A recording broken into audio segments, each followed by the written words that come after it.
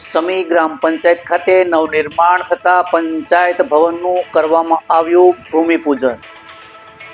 નમસ્કાર, સહજ ન્યૂઝ સાથે હું છું ગોપાલ ભેસાણીયા। સમી પાટણથી અમારા પ્રતિનિધિ સુરેશ પરમાર પાસેથી મળતી માહિતી મુજબ પાટણ જિલ્લાના સમી ખાતે આવેલી ગ્રામ પંચાયત કચેરી ખાતે નવીન ગ્રામ પંચાયત કચેરીના નિર્માણ માટે ભૂમિપૂજન કાર્યક્રમ યોજાયો હતો। આ ભૂમિપૂજન જિલ્લા પંચાયતના પ્રમુખ શ્રીમતી હેતલબેન ઠાકોરની ઉપસ્થિતિમાં તથા જિલ્લા વિકાસ અધિકારી, નાયબ જિલ્લા વિકાસ અધિકારીની હાજરીમાં સંપન્ન થયો હતો।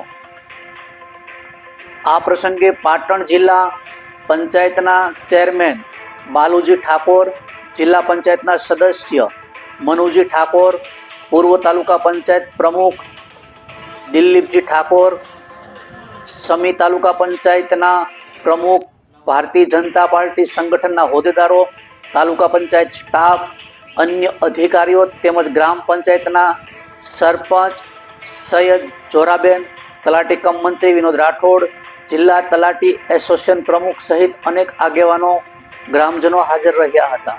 આ કાર્યક્રમ દરમિયાન પાટણ જિલ્લાની કુલ 33 ગ્રામ પંચાયતના નવા મકાનોના ઈ લોકાર્પણ તથા 3 તાલુકા પંચાયત ભવનોના ઈ લોકાર્પણ કાર્યક્રમ પણ યોજાયો હતો। સમી ગ્રામ પંચાયત ગ્રાઉન્ડ ખાતે યોજાયો અને કાર્યક્રમમાં ઉપસ્થિત મહાનુભાવોએ ગ્રામ વિકાસને ગતિ આપતી આ યોજનાઓ માટે સરકારના પ્રયાસોની પ્રશંસા કરી હતી। રિપોર્ટર સુરેશ પરમાર, સહજ ન્યૂઝ, સમી।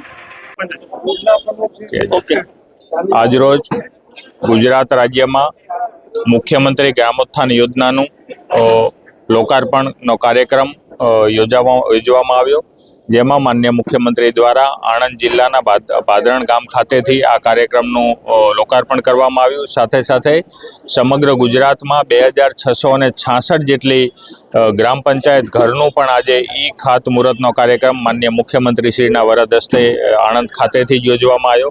આ બંને કાર્યક્રમ નવી યોજનાનું લોકાર્પણ તથા પંચાયત ઘરના ઈ ખાતમુહૂર્તના કાર્યક્રમ અનુલક્ષીને પાટણ જિલ્લામાં પણ ટોટલ 3 જેટલા ગામો એવા છે કે જ્યાં તાલુકા મથક છે અને નગરપાલિકા નથી, એવા સમી, શંખેશ્વર અને સાંતલપુર ખાતે આ 3 યોજનાના 3 ગામોનો સમાવેશ આ મુખ્યમંત્રી ગ્રામોત્થાન યોજનામાં કરવામાં આવેલો છે।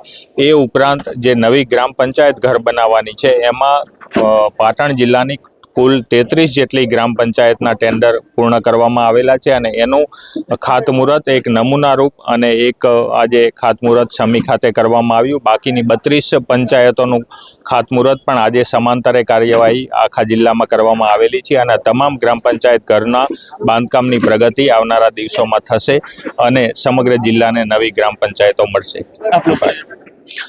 CL પટેલ, જિલ્લા વિકાસ અધિકારી।